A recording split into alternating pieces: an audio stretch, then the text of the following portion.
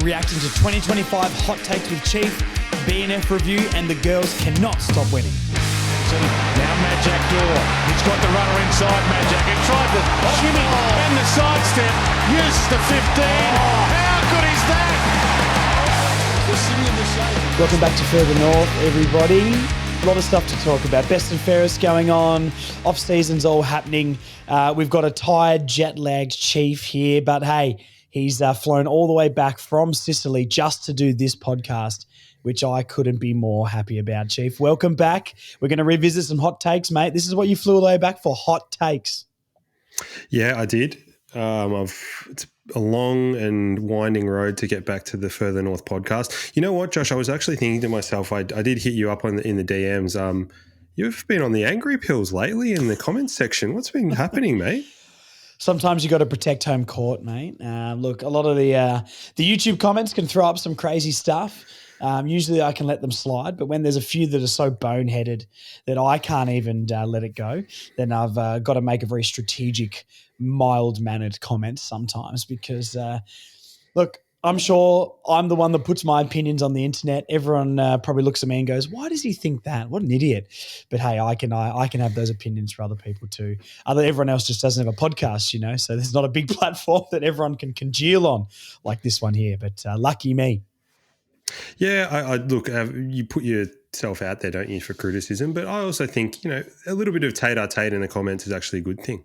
A bit of back and forth, mate. There's nothing wrong with a bit of nice discourse, but gets the engagement up. Yeah, we keep it respectful down there. I try to anyway, but hey, that's the internet world. If I'm upset that there's stupid comments in the YouTube comments, then you know, why did I step into this world?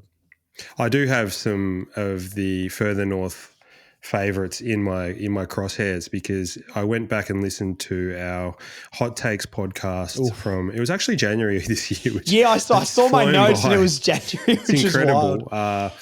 So I went back and had a listen to it, and obviously there are hot takes, but which were range from sort of lemon pepper to very spicy. But then we also had the takes of the listeners, which we all obviously love hearing. And geez, there were some off the boil ones. So I've got some people in my crosshairs.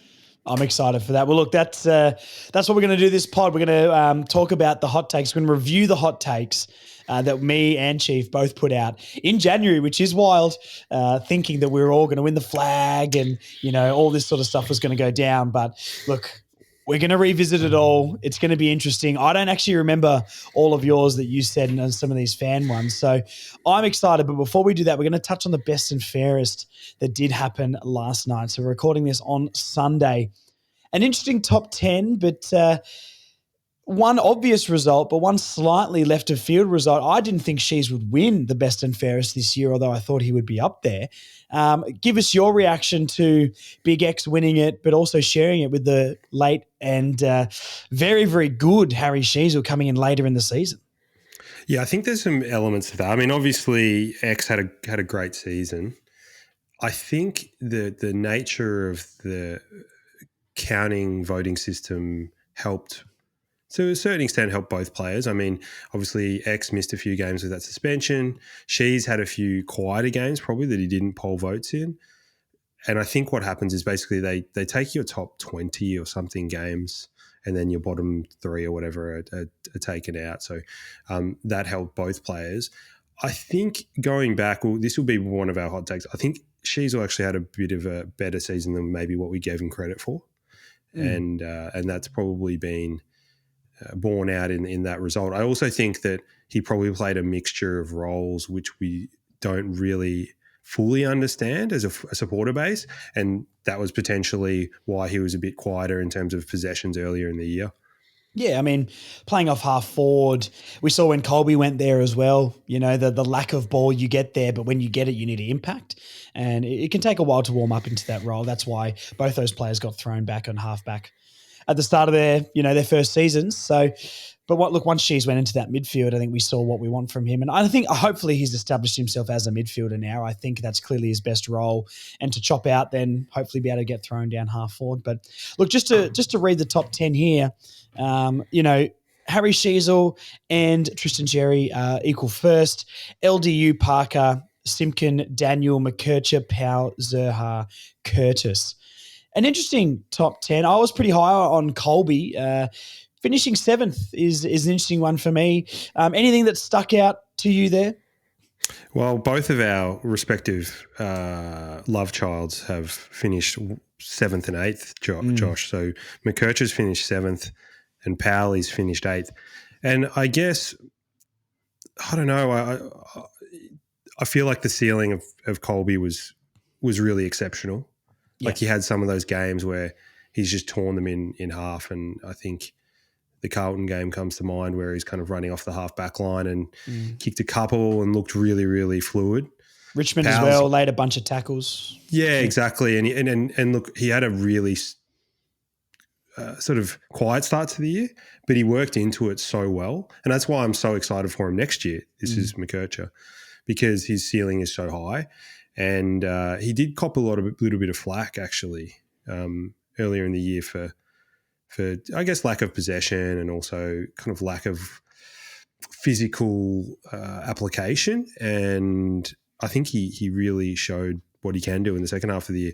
And for Powley, I mean, he's kind of one of those guys who's just going to be a perennial top 10. Whether he wins a BNF is kind of to be assessed. But I think the other one that I found interesting was Curtis, because I thought Curtis had a really, really good year. But yeah, 10th as well. 10th. Yeah, behind a few of the other names. I mean, yeah, 10th is for a player that at the start of the year we were thinking is probably our best player in those first few rounds until the Port Adelaide game. And then came back and took a little bit to warm up into it. But then, definitely found his form, later in the year again. Not saying he maybe should have been top 4 or 5 necessarily, but 10th, yeah. Like I think on paper, a lot of us would have been like, yeah, Curtis's year is better than Zerha's. And I know that's not how they necessarily rate it when it comes to the voting and that sort of stuff. It's not just a bunch of fans sitting back and voting, but yeah, interesting from him. But hey, top 10 and I'll assume he'll be higher next year if he keeps on this trajectory. So at least he's in the top 10. But I'm trying to think of some players off the top of my head that weren't in the top 10 that maybe should have been. I didn't think about this before we started the pod. Is there anyone off the top of your head that didn't get in that top 10? I don't know. I mean, I think this is the most amount of games that Comben has played in a year. Comben was the one I thought about. He would probably be the one. I think that he's the obvious standout. I think you've kind of got to look at the guys who play the most amount of games as a starting point and move from there. I mean, Constanti played every game, but he's obviously not a kind of a vote getter. Dylan Stevens is another one. I know. Dylan Stevens, I think he's been pretty consistent all year. Maybe I'd like to see what votes maybe he polled. Maybe he could have come in 11th or 12th or something. I'm just looking at the list here and thinking who else could have been top 10. Yeah, Comben, Stevens. I mean, Pink played pretty well, but probably not a top 10. There's not really anyone else here, to be honest, that's really sticking out to me. So probably Comben and Stevens would be my two that would be next. Yeah. Interestingly enough, I think I forgot who posted the kind of quarter season reviews of the votes, and basically Curtis was, I think it was leading after 9 rounds, and then obviously dropped off. So that makes sense in terms of how his season looked. Yeah, O'Sullivan as well is maybe the last one I'll throw in there potentially. Maybe the next 3 out of the next maybe 5 picks, top 15. But anyway, look, it looked like a good night as well. Everyone's rocking up in the dresses and glitz and the glam. Clarko did a nice speech, really leaning into the blue collar nature of the club, and we're a one club thing, which I think is great. And I didn't get to see Larky's speech, but I heard I know Marnie talks highly of how Larky talked about the club in the previous Best and Fairest, and apparently Clarko named him when he was doing his speech, and then with a speech he did previously in the night. So, it seems like a pretty good night there. Maybe one year I'll actually be able to get to go. I like seeing who wins, and it's a big honor and that sort of stuff. But, it's sort of one of those things that we've done, and now we move on to trades and free agents and that sort of stuff. But it looked like a nice night, and, maybe let's just chat about the dual winners. Do you like the dual winners? Do you think there should be a way to split it? And, Sheasel dual winning it with X. I'm just trying to think how the voting system would work for that, because we thought X by a mile. I don't know if we had She's maybe in the top 2 or 3 personally, but yeah, I think what you said is right as well. He probably, his numbers were fantastic, even though on the eye maybe wasn't as game breaking as the year before. Yeah, exactly. And I think if you were to actually take a step back and compare it to his first year, which is the one where he won it outright, I actually think they were actually quite similar in terms of numbers. And The list wasn't as good around him though, was it? True, exactly right. And you've got more guys kind of competing against him to take votes off him. But look, I don't mind the duel. I think duel is where it probably finishes. I wouldn't, like, if you had 3 players up there, that would be kind of weird. I don't necessarily love that, and it kind of takes away from it a little bit maybe. But yeah, duel, to me, duel is fine. I think it would be hard after the year that X put up to not have him win the BNF. It would be a bit of a shame, I feel like. Although he did have a little bit of a dip in the middle of the year in comparison to his, but it's a very high standard that he sets. So yeah, interestingly enough, Josh, one thing I wanted to point out is, and I know that we don't necessarily talk about a lot of other clubs on this podcast, but I think it's an interesting one with regards to how unified the club seems to be right now. And I am touching wood when I say that, because it does seem that everybody's on the same page, whether it be coach, players, list management, president, CEO. And I think that's a really interesting juxtaposition with Essendon, because you're seeing right now what can happen when, I guess, there is quite a lot of instability within the playing group and the coaching panel. Carlton's on that list as well, and how that can really rock and shape the next year that we go into. So hopefully that bodes well for us, just thinking about us leading into the next year or two. Yeah, I mean, 2 seasons in a row now where we have been bottom 4, but no one's asked to leave the club, and I think that really does speak for something. You know, this is why I've always been very defensive on Clarkson, with whether that's fans or the media trying to bring him down. And you know, he's not going to come in the first couple of years and take us from 2-3 wins to winning 10 games. Unless you get the club on the same page, unless you get people re-signing, unless you get consistent staff and boards and CEOs and presidents, you're not going to have any foundation to build the house on.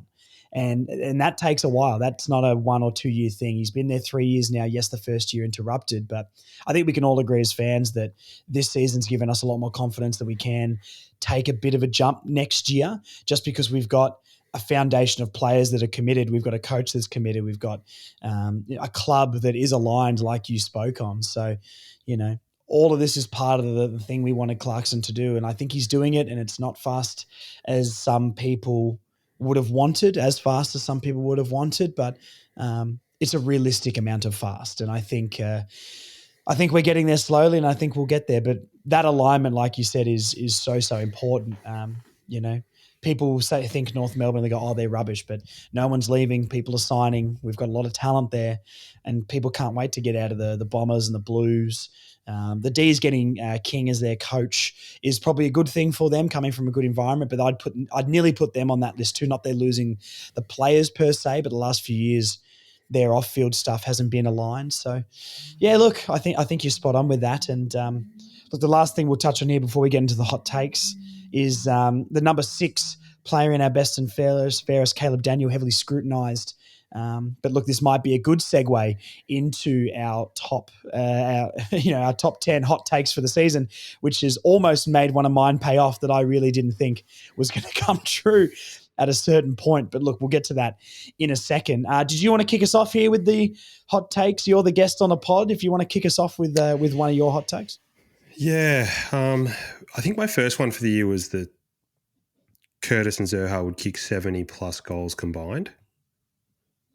And they've ended up kicking 76 with, to be fair, with Curtis missing a bunch of footy. So Curtis he plays every game. He's probably going to kick 45 to 50 goals. So, look, obviously starting off with a good one from me, but I actually think in the end it's a little bit unders. I feel like I feel like they were more like would be more like in the mid 80s, really, with how they controlled our forward line.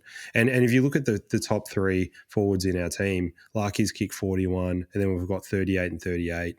So it's actually been quite a even spread with the top goal kickers. I mean, look, my first one here was similar. I said Paul Curtis kicks 40 plus. I don't think that was a hot take. I think that was an expectation that we had of him when we could see he could do it.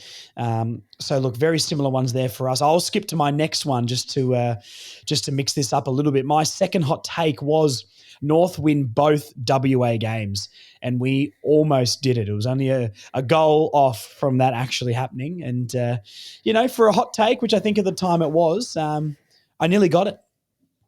Yeah, it was a great call. I think obviously the Fortress Bunbury was an expectation that we'd win that game, and obviously with our proximity to wine regions, as we talked about in that podcast as well, we're the king of the wine regions.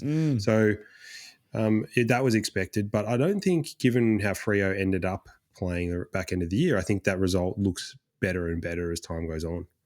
We actually played quite well against Freo, I thought, particularly back end of that game. Oh, yeah. I mean, that was one of the, 4-quarter performances that we look back on. That's probably the one that nearly stands out the most for me through the middle of the season. I mean, I think it started raining over there. That was Wardlaw just crashing and bashing his way through everything. And that was maybe one of the most connected our teams looked in that Freo game. And look, you can obviously say the opposite about the Eagles game, but we won it. And regardless of the opposition, we still came back and won a game of football, which we wouldn't have done the year before. So, look, it's our happy hunting ground over in WA. And maybe, look, I'm confident we'll beat West Coast wherever we play them. And Freo in Bunbury next year, I think it's the inverse. It's our home game in Bunbury. Freo have never played there. Maybe we do get them next year. Yeah, I mean, you will see how we go. Well, that'll be for hot takes January 2026, Josh. Absolutely. Well, hit us with the next one, mate. Yeah, I was way off with this next one. Phillips said he was play 18 plus games. And I think it's interesting with Will, because I think there was a chorus of fans calling for him to come into the team halfway through the year, given that he had very, very good VFL form. I think George wasn't necessarily playing at his best for one reason or another, and a lot of people wanted him to come in. Now, he only ended up playing 7 games, averaged 14 touches a game, and I guess the question on my mind was, has Will been given enough of a chance at AFL level to shine and show his skills and show how good he can be? And I think the reality is, at this point, he probably has. He's probably been given enough of a chance to show that he can slot into our midfield and be a competent member of the midfield. And I don't think he's really shown that he will be in the short to medium term. So bit of a shame there, because I obviously, like a lot of people, I love Will Phil, but his career is probably up in the air a little bit. Well, look, my next one here sort of leans into your Will Phillips one, and I was way off on this on the opposite spectrum. I said Luke Urquhart plays more games than Will Phillips, which at the time I was on the hype train. He had a couple of training runs or preseason games or whatever it was that was making me think that he was going to be something, and he still absolutely might be. I love the way he's shaping up to be, but obviously didn't even play a game. So, but look, Will Phil only 7, so Urquhart just needed those 8 games for me to get that one right. But no, I was miles off on this one. Yeah, and Urquhart, I think Urquhart can be our Dunkley. Like our Josh Dunkley. So Josh There's Dunkley, a hot take for 2026. Yeah, well, Josh Dunkley's not the most skilled player in the world, but he's such a vital cog for that Brisbane Lions midfield, and maybe Urquhart can play that similar role. Yeah, maybe. I mean, look, still a little bit off, I think. I don't think he was as good in the VFL as we potentially thought he would be. But it's a long-term thing. We've got midfielders. We don't need him to explode next season or anything like that. So, look, 2-3 years' time, we'll see where he's at. Maybe I'll just keep predicting that every single season until it's right, just so I can get it right once. Earlier, Josh, we talked briefly about sort of continuity of the club, and everybody seems to be aligned. And one of my hot takes was that LDU would sign for 9 years, $1.5 million. Now, I got the money right, but I didn't get the tenure right. I think he's only signed for 6 years, but it doesn't really matter, does it? Yeah. I mean, look, In the end. as long as he signed, I mean, look, to preface my one here, which also aligns with yours, I said LDU doesn't sign until after the bye. My gut told me that he would make us wait a little bit and we'd start to get a little bit nervy after the bye. But I'm just looking it up here. April 10th, 2025 is when North announced that LDU signed, which I'm just trying to find the round here, which that was, and we're going. It's not very long into the season at all. April 10th was the start of round 5. So it feels like it was later than that he signed. I feel like it was later in the season, but no. I mean, April 10th on the North Melbourne website, LDU signs mega contract, and then April 10th, Thursday night, was round 5 of this year. So credit to LDU for signing early in the season and not making us get a little bit nervy. But my gut told me that he was going to make us sweat a little bit, like the Saints fans had to do with Naz. And I guess the question is, was that about money, or was that just doing his due diligence, or what was the deal there? I don't know. But in the end, he signed. Doesn't really matter. And I guess, Josh, as you point out, he's not $1 million man yet, but next year he turns into that $1 million man. When the pressure starts. So there's going to be some pressure when he rocks up to training in a Lamborghini, as he should as well. I hope he does. It's either that or a Ford Ranger or something like that. There's going to be no. It's always a Ford, mate. It's always a Ford Ranger. It should be a Mazda BT50. BT50, yeah. Absolutely. Or a CX-80 or something like that. Yeah, they can put some 22s on that and rise that thing up a little bit so he can get over the speed bumps around Arden Street. But he's going to be pulling up in style, absolutely. Yeah, look, what else have I got here? Have you got one for me? I just went, didn't I? So you go. Yeah, I had Finn O'Sullivan winning the Rising Star, and I think he's a little bit off that, to be perfectly honest. But let's not take anything away from his season. Absolutely not. I think he was really solid. He just slotted in. I mean, he played all bar one game, I think. So he just slotted in really seamlessly. And I think what happened was Goda obviously was out with his Achilles, and that opened up that spot for Finn to play sort of that medium to small half-back, back pocket role. I think the future for him is probably midfield. I think we've all talked about that. But I think this year he probably plays a similar role again, but just gets more of the football, because we know he's got quite good skills, very good kick.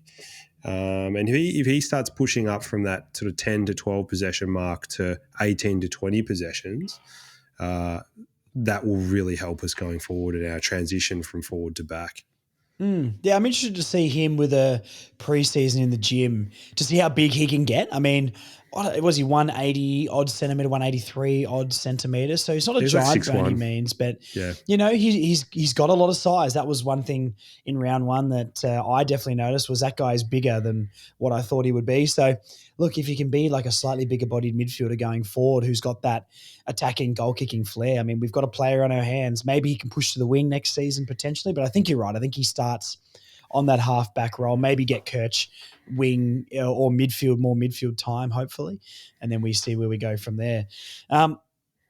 Switching it up here a little bit, I mean, speaking of Colby, I said with my number 5 hot take, media starts talking about Colby like they do Shees. Now, probably didn't get there quite with the media, but I think that's more because the media probably doesn't watch too many of our games. I mean, look, I know I'm high on him, and I understand I'm a bit of a Colby fanboy, but that back half of the year from him, I think he's got just as much talent as anybody on our list. A very different type of player for sure, but he's on the same level as a Sheezel talent for me, and there's no question about that. I understand that maybe some people aren't quite on that with me, but I know what I've seen from him. He's so unique in our team, and it's only a matter of time. I'll give myself an X for this one. I don't think I quite passed that because it was the media starts speaking about him, but I think he's proven that he's got the talent to be anything. He could be our number 1 player on the list. He could be in our top 3. He could be whatever he wants to be.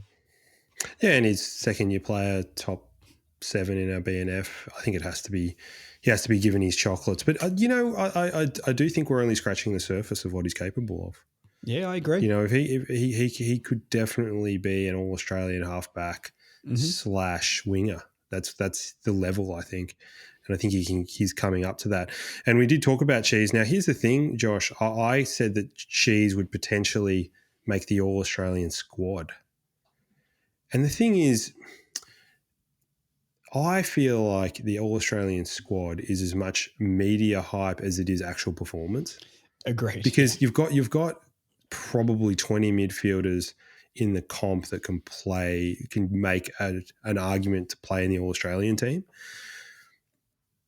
But I feel like the media and legacy means that they're just going to pencil in players before the season even starts. And it's almost like you've got to take that away from the incumbent. I mean, Bond is just like they just play, and Bond's probably fair enough. You just place him in the center square and say, well, someone take it off him. You know what I mean? Mm-hmm. And, Heaney's a little bit of similar the last little bit. But if you look at the numbers, Shees is 5th in the AFL for disposals. It's very high numbers. He had to average nearly 30 touches a game. And this is the crazy thing. And I know it's not all about stats, but he had 109 in the fantasy, which is huge numbers. So he has improved. His game is a lot more well-rounded and he's elite in so many categories. Yeah. So it's interesting to see whether does he have to do it for multiple years in a row for them to go, oh, actually, Shees was actually a decent midfielder.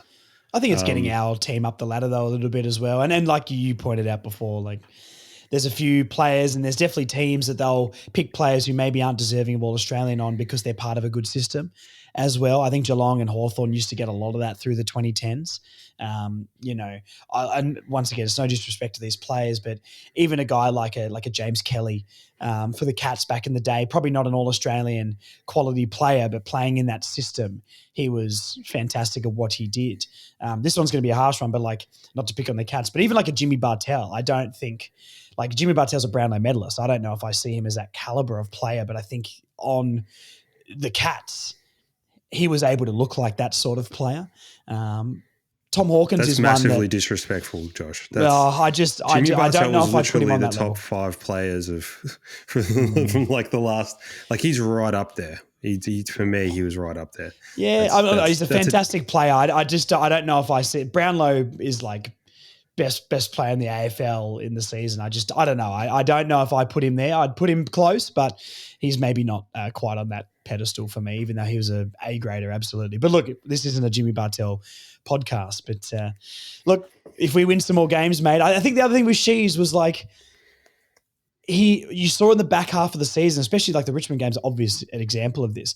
It's where he gets those possessions. And was that possession a handball out to someone running past, or was that possession him, getting the ball in a dangerous spot and setting up a goal out of nowhere? And that's the difference, isn't it? That's what separates a Dacos from him at this point, I think. Dacos' impact with that disposal is higher, where Sheasel averages those same numbers, but on the eye test, that's why it doesn't shine like that. Sheasel's year last year was that.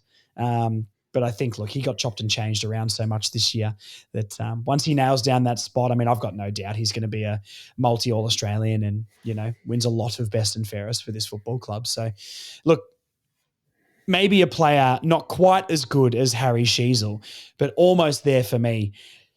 Take number 6, Bryn Teakle plays 18-plus games. Now, didn't quite happen, my man Bryn. I think he played, 3 in the end.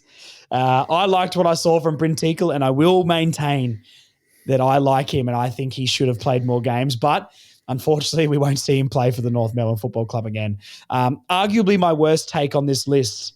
But, hey, I had a bit of Bryn fever and no one can blame me for that. No one can. And one of our astute listeners, or less astute listeners, maybe we'll call them, is a gentleman. So if anybody's in for just a good time, go back to that podcast and listen to Josh trying to pronounce people's names. Oh no, from Instagram. It's absolutely hilarious. And one of these people was a gentleman by the name of Reganley Claude. Reganley Claude, who said that Teakle would kick 35 goals last year. I love it. And and look, Did he I like specify AFL level or just said for the club, even though he didn't do it regardless? Do you know what? This is the argument. You and I actually had an argument about this, about Did we? whether he would. Yeah, because I said he wouldn't even do it at VFL level, let alone AFL level. And you're like, I reckon he can, because you're a Bryn guy and I understand that. Man. So fair enough. But I love the optimism.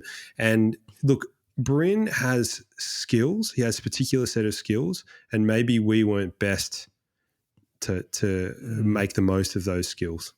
We got Bryn fever, mate, and that's the problem. And look, if we're going to put it down to a specific moment in the season, I think it's when he shaved his mullet off. I think that's when he lost the superpowers. And I will say on this podcast right here, right now, and you clip this up, internet, he would have kicked those 35 goals and he would have played 18 plus if he didn't go to the buzz cut. I'm absolutely convinced of that, and you can take that straight to the bank.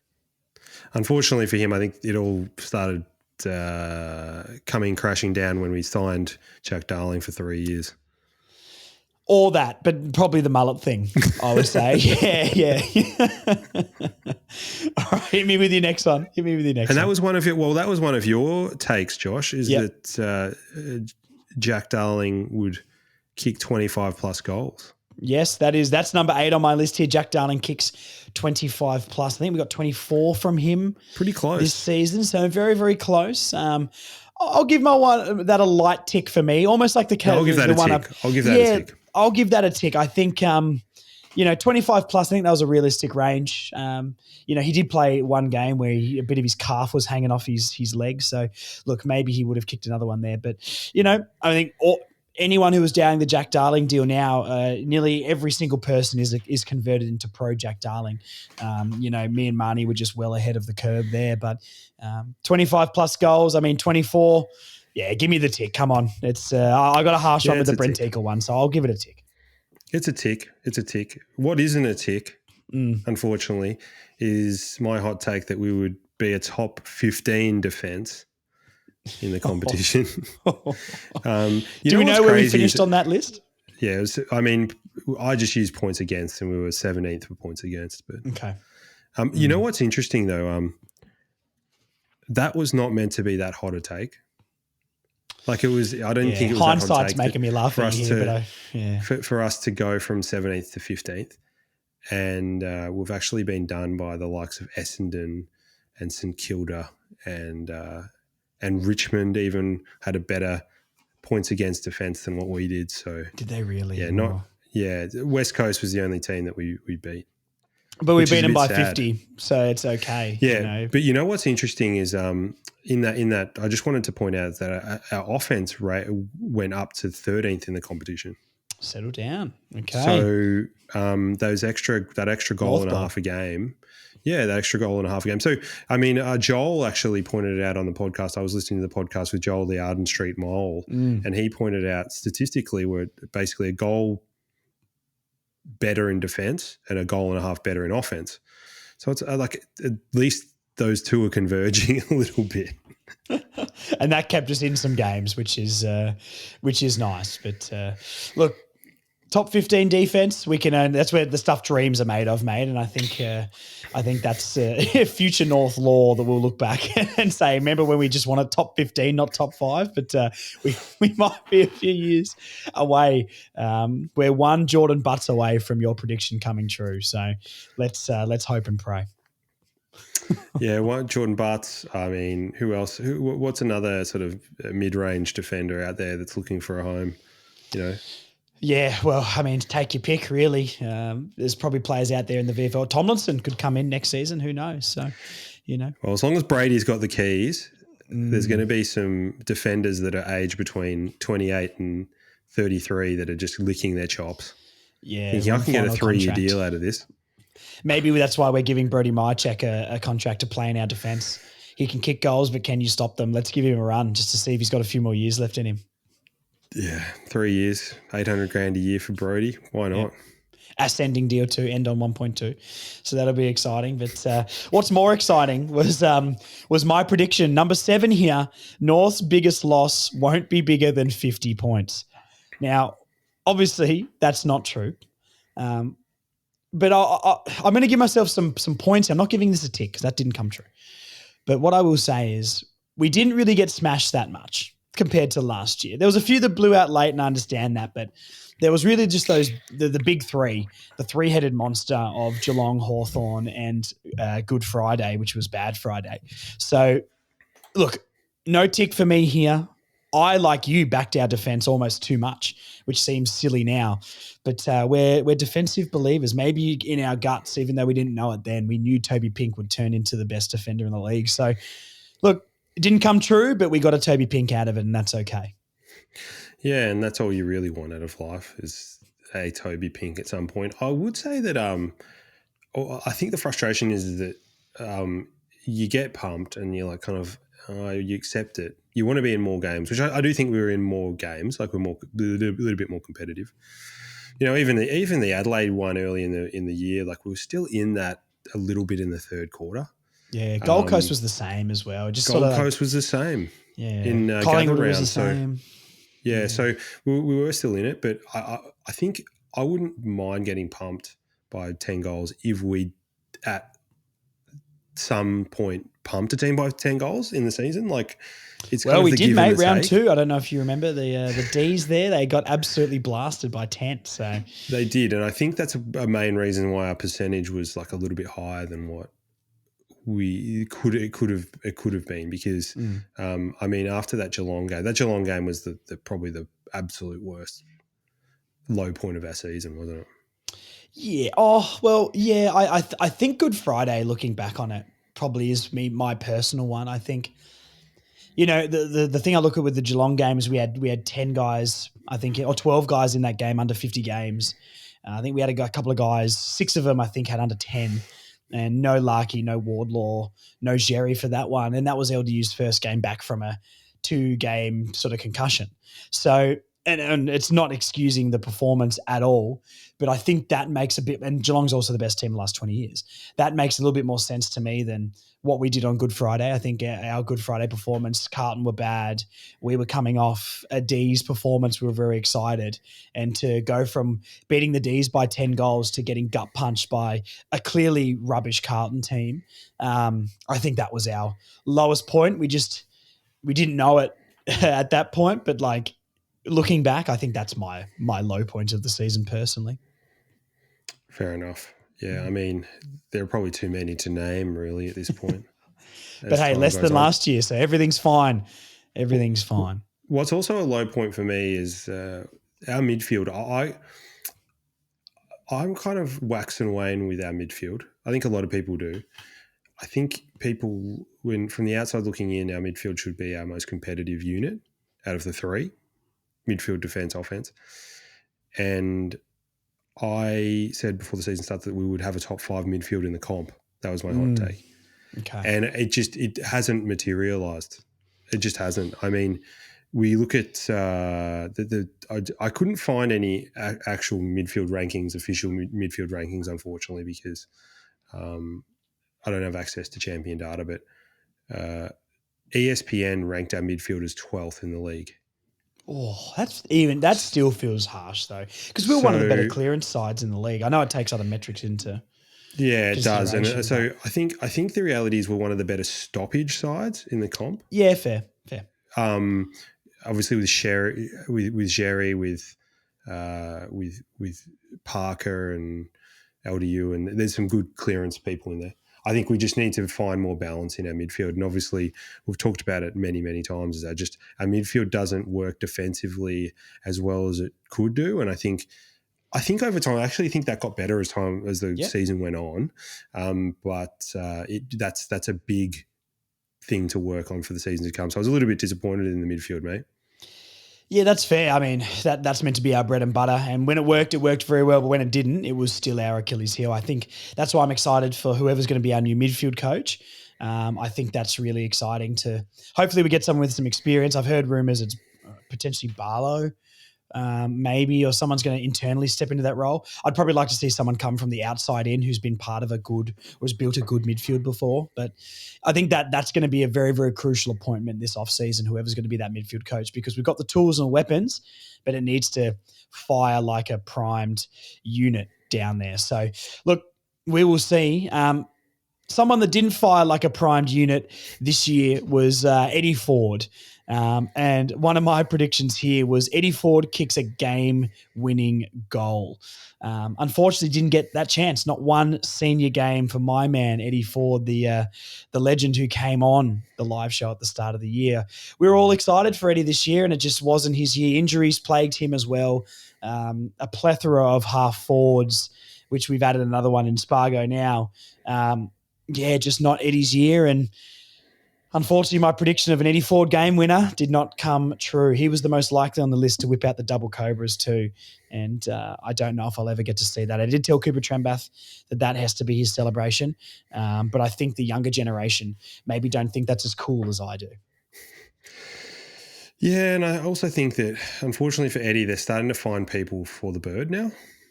Yes. At AFL level. So, I mean, he would have been a little bit lighter in the old hip pocket after a few games, obviously. It is, quite seriously, it is a little bit of a shame. I think whenever you build up an emotional attachment to players, and there mightn't be players that are necessarily the best players in the team, but you do build up an emotional attachment to them and you want them to do well and you want to see them do well. And Eddie was definitely one of them for a lot of people. And it's a bit of a shame that we'll probably not see him in North colours in the future, but hopefully he can get a gig somewhere else. That'd be nice. So.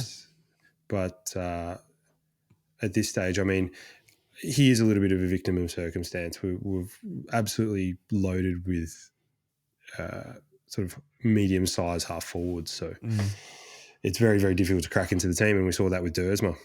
Yeah, no, absolutely. One more hot take from you. Is that the last one? No, I had a couple more. Comben to be the best intercept marker in the game, and not quite, but it's coming. Unfortunate cross for me. 3 intercept marks a game, which took him to 13th in the competition. He wasn't that far off top 5, to be honest, but probably more to learn there. I think he's definitely got the ability to do it, though. Yeah. I think he played more one-on-one stuff as well this season than he did last year and did quite well at that. So if we can, like we touched on with Butts before, if we do get a player like that over the line, I think that prediction can absolutely come true. I don't see why that couldn't. He's shown all of the attributes to do it. So, yeah. No, and absolutely. the other one is our expectation of the season. I had 8 wins and 85%.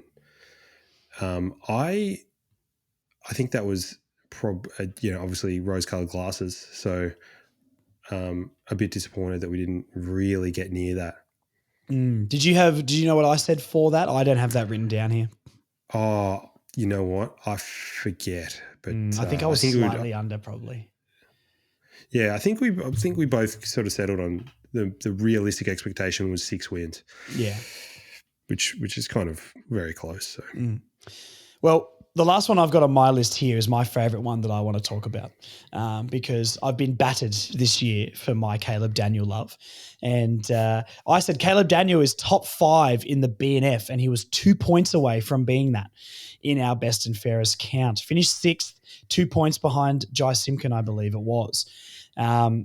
Look, think what you like about Caleb Daniel. Clearly the mind is sitting right here. I knew what was coming in Caleb Daniel. And yes, some turnovers. Am I being a bit cocky here? Yes, I am. But I'm going to take it because I get just as many wrong as I do right. But hey, Caleb Daniel top 5. Hey, he was 2 points off that in 6th place. I'll give myself a tick for that. I think it's close enough. And clearly, maybe I'm the ultimate football brain here, mate. What do you think about that? I think that was maybe my hottest take at the time. Yeah, you did really well, I think. I think a lot of people think he's pretty washed. No, that's rubbish.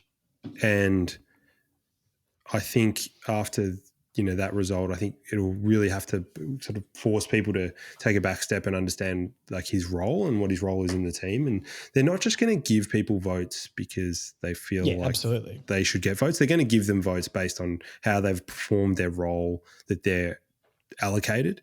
So in that sense, I feel like obviously it's actually a big tick for Caleb Daniel, and it's probably a mini tick to Josh Neal, really, is what it is. A mini tick, just okay. Well, look, maybe a slightly bigger tick, but that's fine. I understand. It's not a full tick because he didn't finish top 5, but it's a mini tick, okay. Which I think is, you know what, I'd take that, to be Yeah, look, honest. I'll take it. The two things I've been right about that, and or Jack Darling I'll take, but nothing beats the Dylan Stevens take. So I'll live off that one until I die. He was good. To be honest, He was good, Dill. Yeah. No, he's a lot better this season. Did you say you had some of the fan ones that we read out as well? Yeah, obviously I had. There are a few Curtis 40 goals. Mm-hmm. We had Reganley Claude with 35 for Teakle, which was probably Close. a little bit overs. I love it though. And look, it was actually, I forget the exact names, but there was a few really, really off the wall ones. There was one that had us beating Essendon in a final. Well, I don't know if it take me back to 2014. Apparently, it's which to me was the hot take most is Essendon being in a final. Well, that's what I said at the time. The biggest hot take is Essendon making the finals because they're not making the finals for a while. No. But yeah, I would encourage anybody to go back to the back end of that and listen to some of the hot takes from fans because they were excellent. And look, we'll do it again. This can be an annual thing for us, Chief. I reckon I'll start getting in the lab right now and getting my hot takes ready before draft, before free agency. Who cares? I think we've got enough. Maybe Bryn Teakle, we pick him up in the mid-season draft in 2026. That might be my hot take. Spoiler alert. My hot take is going to be Charlie Spargo to finish top 25 in our BNF. Top 25, yeah. I think it's a really scalding take, and it's going to be interesting to see how we go. Spargo kicks more goals than Paul Curtis next year. That's Chief 2025. You heard it here first. Oh yeah, that's not what I'm going to say, Josh. Well, look, I've done a Charlie Spargo player profile that will be coming out later in the week. That'll be a midweek podcast for everybody. So please subscribe, like the video, comment down, but subscribe so you can see the Charlie Spargo stuff. We got Adrian from the Debrief on to give us all the Charlie Spargo information. And I'll tell you what, he was actually a bit upset that he's going. He says he gets a bit of stick and he lays out what sort of player he is, where he can fit in our list. And maybe we shouldn't be so flat on Charlie Spargo. That's coming from a Demons fan. So that'll be out later in the week. But for now, you're here with us. And we might finish it up there, mate. I do have to go to dinner soon, which we have talked about. But have you got anything else to comment on? Any hot takes you want to point out? No, the only thing I want to say is another win for the women. I'm just looking at my app here. Yep. Another win for the women. Jazzy had 117 in the AFL fantasy after coming Ridiculous. back from a blown out ankle. So really good win. We were just saying that why do we always play Brisbane up in Brisbane? It's like, why do we never play rubbish. Port Adelaide at Marvel since that trade went down? There's a little bit of conspiracy about it there. I don't know if there's any players on Brisbane who used to be on North and their mother has called up the league and said, no, please don't send my child over there. They'll get bullied. They're so mean. So who knows? I mean, look, it seems to be too much of a coincidence for my mind. But hey, look, when you're coming up against an absolutely raging bull in the North Melbourne women's team, I would It's going to be hard. Send us as far away as possible to see if you can get some better TV ratings because we're putting people to sleep at the moment. But my plan is to drop my AFLW review after this section of the pod. So we'll basically be getting into that in the next 2 minutes for you guys listening. But for us right here, we're not going to talk about that right now. The magic of editing. The final thing I wanted to say, Josh, is what will it take for us to get Zach Merritt? I mean, if Zach Merritt's available... Well, I mean, maybe we're recruiting Spargo just to then shift him on to the Bombers. That could be that. More realistically, I mean, they can have Dersmer if they want. Go play with his brother. We can get a Merritt in the door. Yeah, I don't mind that. Yeah. And look, we might have a spotted halfback for Zach. We might. Back pocket, yeah. No guarantees. Pocket in the back pocket. Sub. See how he goes. He can play in the middle of the twos. Him and Urquhart can dominate the VFL. Yeah, well, make him earn his stripes. That's right. You just don't walk into this club, mate. If you're taking a step up in size and legacy of club, you've got to earn it, my friend, and you will be made to do that. So, look, we'll give him Trembath's number, and then Trembath can go and take a different number. We'll give Merritt 47 as well. Yeah, Trembath needs a lower number. Number one. I don't know what's available. Number one. Okay, mate. Oh, all right. We've done our due diligence here. I'm a bit tired. I'm going to go get some fried chicken for dinner. This is exciting. But thank you for listening, everybody. You've bunked in for another Josh and Chief sesh. Get your brandies ready by the open fireplace. I want a skinned bear as your rug on the ground and some velvet robe with some slippers. Sounds like a good time. So if you're not listening to the Further North podcast in those exact conditions, you are not doing it right. All that being said, thank you, Chief, for coming on, and we're going to get you on throughout all of the silly season, I'm sure. We'll get your opinions, and you'll be back on Further North very soon. Sounds good, Josh. Also, I assume you're planning a live pod for February?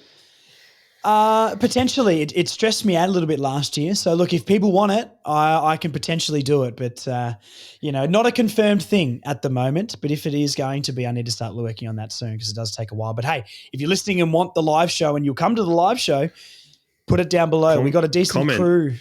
Comment and let me know. Send me messages. The more you guys want stuff, the more I'm likely to do it. I don't have the initiative. I need to be bullied into doing things. So, look, if you want the live show back, please let me know and we can make that happen. But at this stage, I'm not 100% sure. I need to have a break first, to be honest. I've too much North, I didn't know there was such a thing, but we'll assume there is. Yes. Well, look, when we're in the finals, absolutely not. But for now, I'm going to go put my feet up and just look up Charlie Spargo highlights. Sounds good, Josh. I'll chat to you again soon, mate. See you, mate. Have a good one. You too. And to finish the pod today, let's talk about the girls. They cannot stop winning 5 in a row this season. Probably our hardest test of the year so far, coming up against Brisbane as well. And we sort of just did what we needed to do. A competitive opening term from the Lions, even though North, got out to a decent lead. Well, it was only about a goal, but like early in the second, you sort of knew that we were going to get on top. Competitive first bit for the Lions, but North just turned it on. It's interesting. There's not really as much to dissect with the girls because they're all so good. It's just clinical football. We'll go through some individuals and their performances and things like that in a second. But even though, and a weakness for us this year, right, in the W is our midfield, not the midfield of the players, but like we don't win a lot of clearances on the eye test. Now, I'm sure if I look at clearance numbers, we'll probably say otherwise. Oh, it's pretty even. Yeah, it's pretty even for the game. I don't feel like we dominate from clearance, but it's the work around the ground that really makes us different from the other teams. It doesn't even feel like we're that concerned. Rennie in the ruck, she competes, but I don't know. I think if we were ever going to upgrade, that feels like an area to upgrade for me because I don't feel like she gets the hit outs more often than not. I don't know if I can look at hit out stats per player, but I guess there's probably not many other people rucking. I feel like she rucks the entire time. So, I mean, the Lions, 9 more hit outs, 20-9 hit outs. They beat us from centre clearance, but it's around the ground that we do our work. Jasmine Garner, King, Riddell, Tripodi again in the midfield. Though that core unit of midfielders we've got now is really, really good. And I want to shout out Tripodi because we touched on it last week when she went into the midfield for Garner. And they were saying on the broadcast that she went back and obviously had her breakout year last year, but in 2023 she wasn't quite getting into that side and sort of felt like she played more half back and that sort of stuff last year. She's getting a lot of midfield time this season, which is fantastic. She's a powerful athlete and I really like the look of her in there. I think she does a really, really good job. And it's good to have that so we can rest at Garner if need be while she's coming back from the injury or, Riddell getting beaten up every single week. It's good we've got those options. So we just dominate around the ground. Once the ball hits the ground, the tackle pressure is outrageous. Let's have a look how many inside 50s we've done. We dominated nearly every single stat. Inside 50s is the one I'm after here, 12-8. So, look, decently, sorry, I'm yawning. I've just been out for dinner. It's quite late. Decently dominant there. More marks, more contested marks. It's just a clinic. We even had more tackles and we barely, or they barely had the ball in the Lions. You know what I mean? So that's just pure and utter dominance from the girls. The way we transition as well, there's actually some really good link-up play through the middle of the ground. And even when that ball hits the ground, it's the tackle pressure and it's the effort to cause the stoppage and then win the ball from the stoppage is fantastic stuff. And once we get in that forward line, realistically, the only way to get it out of that forward line is to let a goal go through and go straight back to the center. That's probably what all the teams should look to do because we're too bloody good. Let's point out some players here. Now, the obvious one, my girl, Blaheen Bogue. Blaheen Bogue. That's the name. I'm learning. I've got it. 3 goals, 1, only 11 touches, but every time she got it, there was threat there. And I'm just still so baffled that, like, she's played 5 games of AFLW. Like, and I know the W it's not obviously like coming into like AFL level where obviously no one's going to come over in their first few games and explode. Well, Cooper Trembath did, to be fair. But, and she must, I'm assuming she's from a Gaelic football background. So maybe what I mean by that is like coming over from Gaelic into the AFLW, you're going to be able to pick it up a lot easier because a lot of the skills transfer. But to still have so much, she's unreal. Like I've been on the Bogue train all season since game 1 where I saw her. Unbelievable stuff. 3 goals again. I think she's kicked 11 for the year, which is up there in the Coleman. Her and Garner both up there for the Coleman, for the W. Do they call it the Coleman? I don't know. Anyway, unbelievable stuff. Yeah, Jenna Bruton kicking 2, back to some of her best form. Only 9 touches. Once again, 2 goals from 9 touches. I mean, you know, that's what you want. She's up there to kick goals. She kicked goals. Randall, another 2 goals, always competes really, really well. And like players like Alice O'Loughlin, I don't know how many goals she kicked today. Did she get a goal? She didn't. So dangerous around. I think Sherlaw did snake her goal off O'Loughlin from a free kick. But she is so lively when the ball's around. She's a great tackle threat, but she makes space so well. So she does great stuff. Vicky Wall, I think Vicky Wall got subbed out with an arm injury, if I'm not mistaken. I read the match report after. Vicky Wall with an arm and Taylor Gatt with an ankle. Vicky Wall crushing tackles, still gives away a few free kicks. I wish she could tighten that up just a little bit, but I think that will come as the season goes on. She's doing what she does. Now, one player I want to talk about. I'm looking down. I got my phone here just because it's easy. I want to move the laptop screen and all that sort of stuff here. Kate Sherlaw. I've been a little bit critical of Sherlaw because we know how good she can be. She's always in the right spots and presenting well, but she hasn't got the results on the board. And only kicked 1 goal, which, once again, she did steal that off O'Loughlin, I think. But I think 6 marks today, 15 touches of the ball, a lot more involved, and she was a genuine threat up in the forward line of taking a mark. And I think our forward line functions a lot better when you've got her. Oh, sorry, my yawns. It's so late at night. It's going to be out for Monday morning, but I've just got back from dinner, so I apologize. When her and King both can fly for the ball, Randall, not King. When her and Randall can fly for the ball, there's such a massive aerial threat, and that unlocks Vicky Walls and Alice O'Loughlin's, Bruton's, Bella Eddy if she's floating around there. These are the players that can get unlocked by that. And I think even though she didn't have a crazy goal-kicking game, I think Sherlaw's presence in this game really brought the ball, almost like a Mason Cox did, right? In that first final, Collingwood-Adelaide, came in and brought that ball, either took the mark or brought the ball to ground. And when the ball hits the ground, that's when we're really, really dominant. So she brought all those smaller players into play. And I think that was really, really good.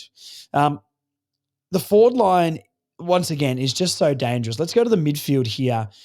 Just some numbers. I mean, Ash Riddell, what a season. What a season. We had Mia King, 32, Ash Riddell, 34, Jazzy Garner, 25, back with a bang. A goal as well in that. The numbers are just wild. You can go look at Tripodi only got 14 touches, but it felt like she did so much more in that midfield as well. It doesn't give me the CBA attendances you guys know I love a CBA.